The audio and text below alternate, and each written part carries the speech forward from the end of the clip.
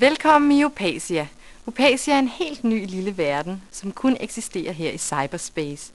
Upasia er lavet for at give dig en god start på internettet og for at samle et bredt udbud af sjove, nyttige og først og fremmest danske muligheder. Billedet af mig og alt det du ser omkring mig kommer fra CD-ROM'en. På CD-ROM'en kan du bevæge dig rundt på de 5 torve i Upasia, som hver rummer mange forbindelser ud til internettet. Faktisk kan du fra CD-ROM'en hoppe direkte ud til flere hundrede steder på internettet, blot med et klik med musen. Men før du begynder udforskningen af Upasia, skal du lige vide, hvordan det hele fungerer. Når du skal bevæge dig rundt på torvene, skal du placere cursoren ude i den ene side af billedet. Når du trækker pilen til højre, bliver cursoren til en pil, og hele billedet bevæger sig mod højre.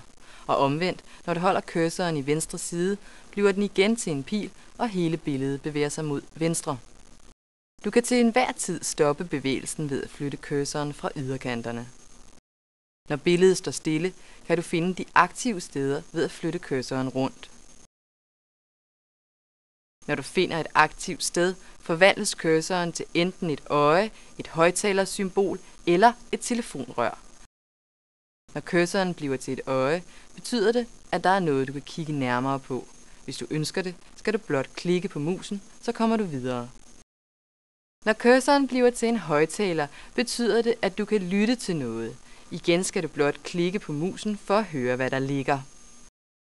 Når cursoren forvandles til et telefonrør, så kan du hoppe videre ud på internettet, blot ved at klikke på musen. Lad os prøve en gang.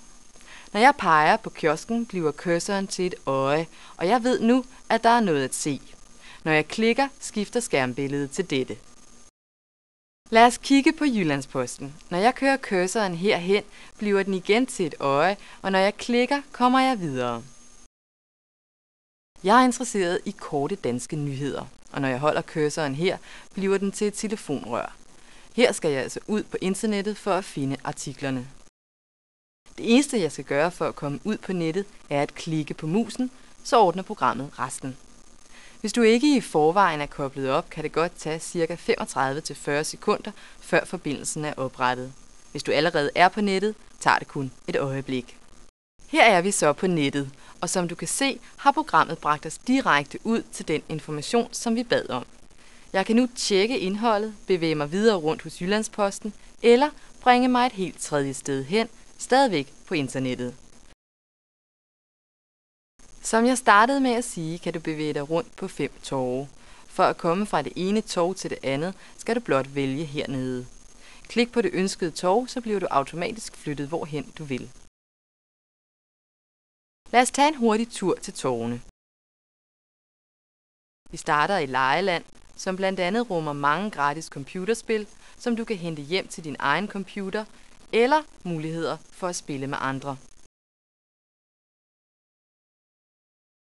Så tager vi butikstorvet.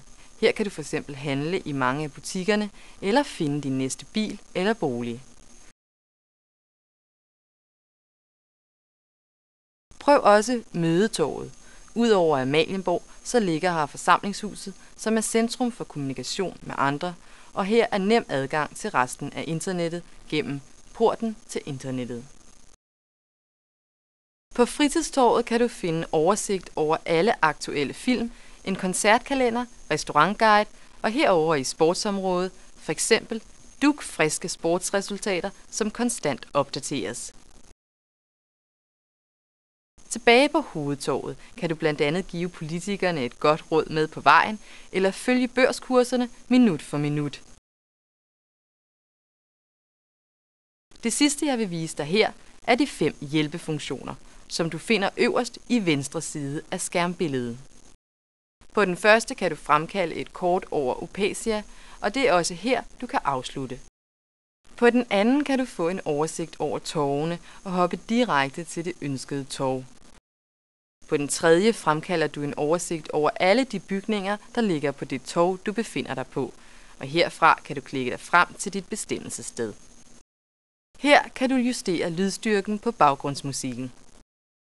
Her kan du bestemme, om hastigheden, når du orienterer dig på torvene, skal være hurtig, normal eller langsom. Her kan du få hjælp, hvis du glemmer noget af det, jeg har fortalt, og anden form for assistance. Jeg håber, at du får nogle gode oplevelser i Upasia. Og husk, at hvis du får problemer, og du er kunde hos Tele Danmark Internet, kan du altid få hjælp ved at ringe på Tele Danmarks hotline. Jeg håber også, at du vil fortælle os, hvis du får en idé til forbedringer i Upasia. I Telepavillonen på Mødetorvet finder du Tele Danmark Internets hjemmeside, hvorfra du nemt kan sende os dine kommentarer eller ønsker. Husk på, at dette er kun den første version af Upasia. Allerede om 3-4 måneder er næste udgave klar med masser af nyheder og med det nyeste software og med forbedringer, som du kan hjælpe os med at få idéer til. Nu siger jeg tak for opmærksomheden. Du kan stadigvæk møde mig rundt på de 5 torve. Hvis du holder cursoren hen på mig og klikker på musetasten, så kan jeg give dig en lidt nærmere præsentation af, hvad du kan finde i de enkelte bygninger. God fornøjelse!